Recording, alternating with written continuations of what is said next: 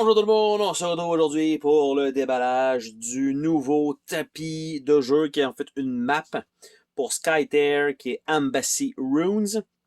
Et donc, on a une petite boîte qui cachait un exacto en fait pour que la boîte soit en angle. Et on a une image, donc quand on en a trois qu'on peut coller un à côté de l'autre, ben ça fait les petits bonhommes qui explosent. Il y a un expansion pack des personnages qui contient tout ça. Et donc, c'est une carte à trois lignes. L'autre qui était sorti sous le même format était Ashen Pass et qui était deux lignes. Donc, et à l'intérieur de ça, ben tout simplement, on avait un setup de règles additionnelles. Et la carte avait l'air de ça. Donc, même si c'était même pas deux lignes, c'était une ligne en plein milieu et ça s'attaquait en fou. Et donc, je me suis dit, ben probablement que la trois lignes va être un peu plus grande comme map. Et les règles sont encore sur la boîte aussi ici.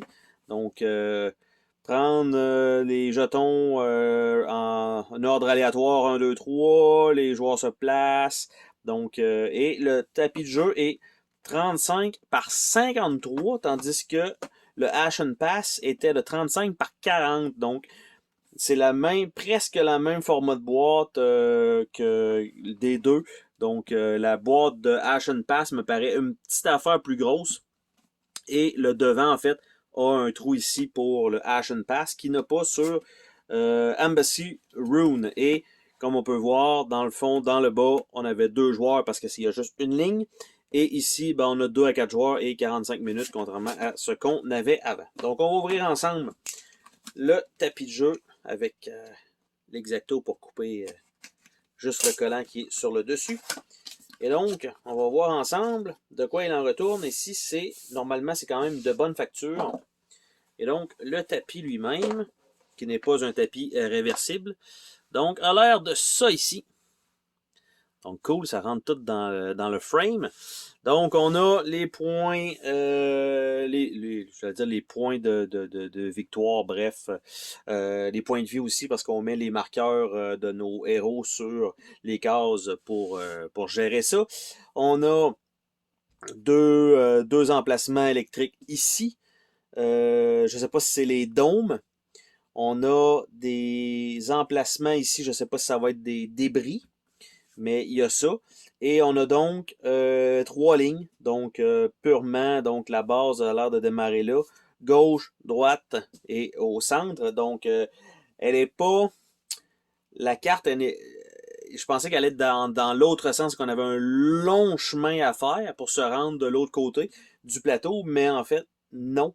C'est vraiment très, très, très, très court. On parle de 1, 2, 3, 4, 5 espaces pour se rendre à la base adverse, qui est très, très, très, très court comme carte.